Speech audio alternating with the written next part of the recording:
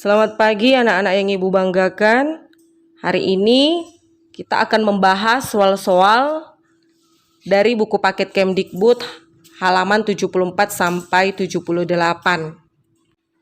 Untuk itu, siapkan buku tugas kalian yang sudah berisi jawaban soal-soal tersebut. Kemudian lakukan koreksi secara mandiri. Dan kemudian hasil akhirnya kirim ke tugas kelas yang ada di Google Classroom ya nak. Yang dikoreksi adalah hanya soal pilihan bergandanya saja. Untuk soal esainya tidak ikut dikoreksi, namun jawabannya nanti dituliskan di buku tugasnya. Oke, kita langsung saja mulai. Nomor 1, negara yang berbentuk geografis protrudit dan penduduknya mayoritas ras Mongol yaitu A. Myanmar. Protrudit itu maksudnya adalah bentuk negaranya lebih kompleks dan beragam. Juga biasanya terdapat tangan yang memanjang. 2. Negara ASEAN yang terletak paling utara adalah B. Myanmar. 3. Bentuk karakteristik budaya yang diakibatkan perbedaan iklim kawasan negara-negara ASEAN yaitu A. Cara berpakaian. Sebagian besar negara ASEAN itu beriklim tropis sehingga mempengaruhi cara berpakaian masyarakat ASEAN. 4. Akibat dari banyak negara-negara ASEAN yang dilewati jalur lipatan sirkumpasifik adalah D. Sering terjadi gempa bumi. Contohnya di negara Indonesia dan Filipina. 5. Negara anggota ASEAN yang kegiatan perekonomiannya tidak didukung oleh pertanian yaitu C. Singapura. Setelah kalian pelajari, Singapura itu negara di ASEAN yang wilayahnya paling sempit, sehingga tidak mendukung untuk kegiatan pertanian. Akan tetapi, Singapura unggul dalam bidang perindustrian dan perdagangan, sehingga menjadikannya negara macan Asia Tenggara. 6. Manakah dari negara-negara ASEAN berikut yang memiliki iklim subtropis? Tadi sudah dibahas pada soal nomor 3 ya nak ya. Jawabannya A. Myanmar. Myanmar satu-satunya negara ASEAN yang memiliki iklim subtropis. Berikutnya soal nomor 7. Iklim yang terbentuk akibat letak negara-negara ASEAN di sekitar Khatulistiwa dan diapiti daratan luas Asia dan Australia yaitu A. Iklim tropis dan iklim musim. 8. Kerjasama yang diadakan para menteri pada pertemuan Defense Ministers Meeting atau ADMM membahas bidang, tentu saja nak ya, bidang C, politik. Karena ini merupakan pertemuan para menteri pertahanan dan keamanan negara-negara ASEAN. Nomor 9.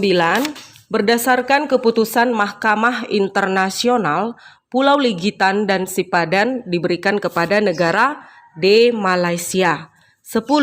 Nilai positif dari kasus pengungsi manusia perahu dari Myanmar yang menimbulkan interaksi antar negara ASEAN antara lain B. Memupuk rasa kemanusiaan antar warga negara ASEAN.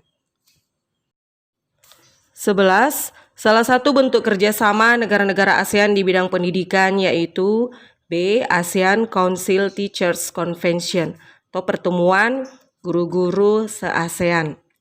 12. Salah satu kerjasama antar negara ASEAN di bidang industri berikut ini adalah C. Proyek pupuk ASEAN Aceh Fertilizer Project di Indonesia dengan Malaysia. 13. Salah satu bentuk kerjasama di bidang politik antar negara-negara ASEAN adalah B. Menanggulangi penyalahgunaan narkotika. 14. Faktor pendorong kerjasama antar negara ASEAN yaitu pada petunjuk kemarin sudah Ibu sampaikan bahwa option A diubah menjadi kesamaan ideologi. Maka jawaban yang paling tepat adalah D. Jawaban A, B, dan C benar. 15. Bentuk kerjasama dalam bidang politik antara lain C. Traktat Bantuan Hukum Timbal Balik di bidang pidana atau Treaty on Mutual Assistance in Criminal Matters, MLAT. 16. Sungai yang dimanfaatkan sebagai sarana transportasi utama di Indonesia yaitu C. Sungai Mahakam. Sungai Mahakam merupakan sungai terbesar di Kalimantan Timur yang bermuara di Selat Makassar dengan panjang 920 km. 17. Perhatikan contoh-contoh nomor 1 sampai nomor 5. Langsung saja Ibu ke soalnya. Manakah pernyataan yang menunjukkan dampak negatif dari interaksi antar negara-negara ASEAN yang menimbulkan perubahan di bidang transportasi? Ya, jawaban yang paling tepat adalah C, yaitu pernyataan nomor 2, nomor 3, dan nomor 5. 18. Nelayan ikan dengan skala besar yang beroperasi di kawasan Asia Tenggara memanfaatkan data cuaca, suhu, arah angin untuk mencari ikan di lautan. Fenomena ini berkaitan dengan faktor yang mempengaruhi interaksi antar ruang, yaitu C. Faktor iklim. 19. Perubahan sebahagian atau seluruh fungsi lahan dari fungsi semula menjadi fungsi yang lain dan mempengaruhi lingkungan dan potensi lahan itu sendiri disebut C. Konversi lahan. 20. Dampak alih fungsi lahan pertanian menjadi pemukiman yaitu produktivitas pangan akan menjadi B. Turun. Ya, tentu saja saat fungsi lahan pertanian diubah menjadi pemukiman bahkan perindustrian, maka hasil pangan akan berkurang sebab lahan untuk pertanian semakin berkurang pula.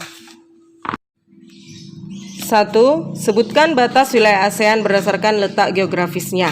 Jawaban, bagian utara berbatasan dengan Laut Cina Timur dan negara Cina. Bagian timur berbatasan dengan Papua Nugini dan Samudra Pasifik. Bagian selatan berbatasan dengan Samudra Hindia dan benua Australia. Dan bagian barat berbatasan dengan Laut Andaman, India, Bangladesh, Samudra Hindia, dan Teluk Benggala. 2. Berikan contoh bahwa iklim dapat mempengaruhi perubahan ruang dan interaksi antar ruang.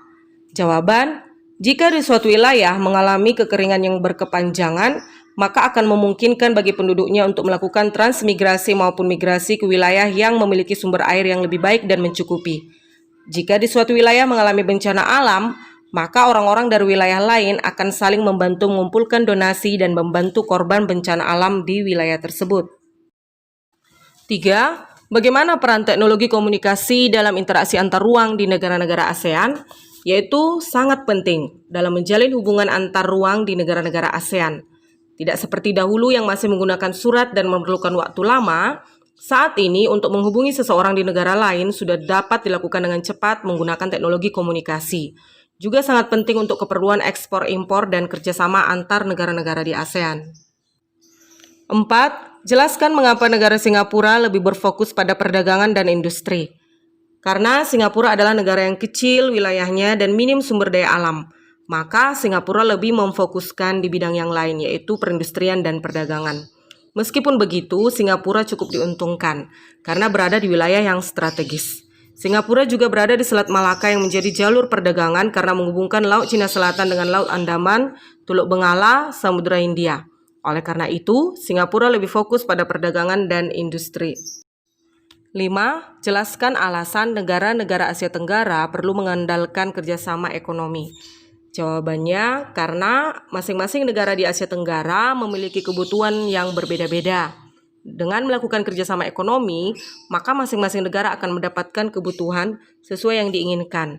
Contoh, Indonesia mengimpor beras dan gula pasir dari Thailand, sedangkan Thailand mengimpor sayur dan buah-buahan dari Indonesia. Demikian pembahasan soal-soal dari buku paket halaman 74 sampai 78. Ibu harap kalian tuliskan jawaban esainya di buku tugas kalian. Sekian dan terima kasih.